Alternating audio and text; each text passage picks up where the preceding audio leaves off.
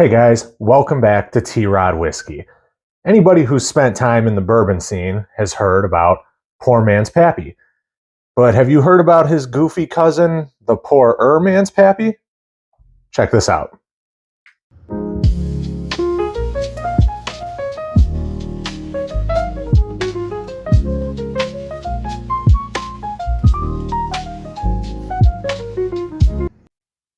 So by now, most of you guys have probably found out that Pappy Van Winkle products are not only super unobtainium, but they're super expensive when you can find them. So naturally, as in most things, people have kind of tried to find substitutes or workarounds so they can experience that same grandeur that or very close to that same experience without having to spend, half your kid's college tuition to get a hold of a bottle. And usually what that means is you're going to mix a 2-to-3 ratio of Weller 12-year 90 proof bourbon with Weller 107 107 proof bourbon.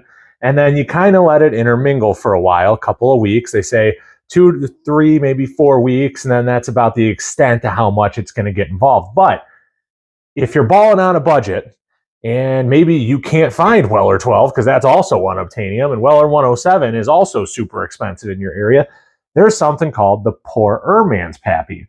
Okay.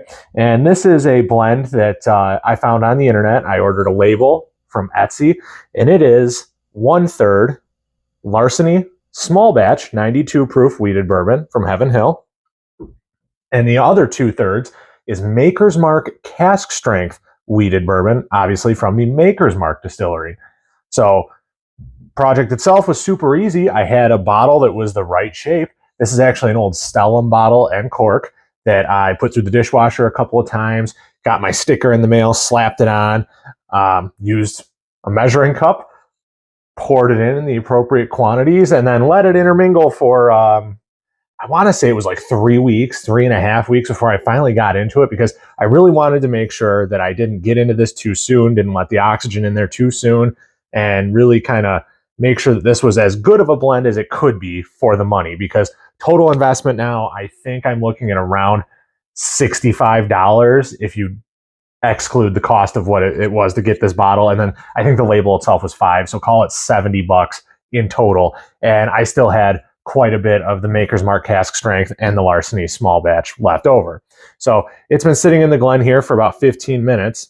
And right off the rip, the nose is actually pretty solid. It's got a little bit of sweetness to it.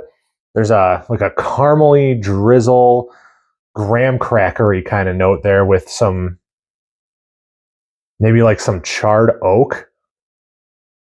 Not super complex. There's just a pinch of like youthiness on here that might deter you. But again, remember, we are not actually drinking a Van Winkle product. We're just trying to get as close with a Van Winkle product as we can on a budget. So let's give it a sip. Mm-hmm. There's a weird kind of, just like a hint of a nuttiness there. There's a peanut butter and chocolate note. This really reminds me, the closest thing that this is coming to mind as is if you guys ever had Reese's peanut butter cup cereal, like that, minus that lactic note that you get from the milk. But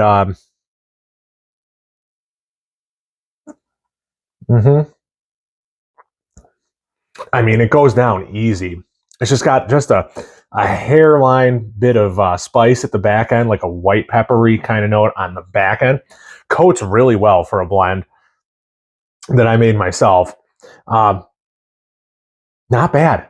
Not bad. I would honestly recommend this because I've had Old Rip Van Winkle 10, and while this is definitely not that, this isn't, out of the ballpark different. It's going to give you kind of some of the broad overstrokes. It's got that wheater sweetness to it. Yeah, the nose hasn't changed much. There's just that pinch of youthfulness that I think, might detract from it just a tad, but.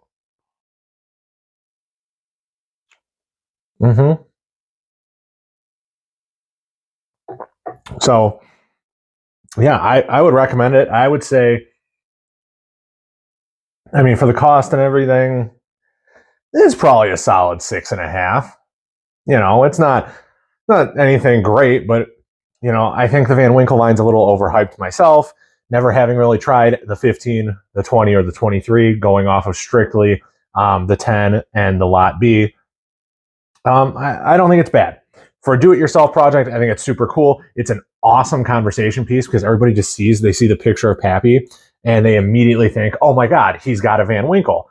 And in a certain way, I guess I kind of do. Like I'm not going to say that I do have one, but you know, it's fun. It was my first foray into home blending, which is really kind of exciting for a whiskey geek. But yeah, 6.5. You know, you take two bottles they're everywhere, right? Heaven Hill and Maker's Mark are absolutely everywhere. So if you can't find these two, I don't know what else to tell you. This is probably as close as you're going to get to Weller-esque, Pappy-esque kind of drinking experience for less than $100 these days. Because I know what I paid for the Weller 12, and I know what I paid for the Weller 107, and we're definitely north of 150 when those two bottles are combined. So this little amalgamation is about half that, maybe a little bit less. Mm-hmm. Yeah, Reese's Puff cereal with some caramel, a little bit of vanilla. Yeah, that's my story. I'm sticking to it. I think it's not bad at all.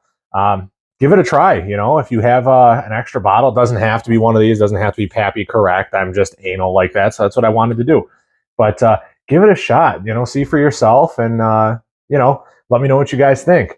But otherwise, please leave a like, smash that subscribe button, leave me a comment, let me know what you think of the videos. But otherwise, I will see you guys in the next one.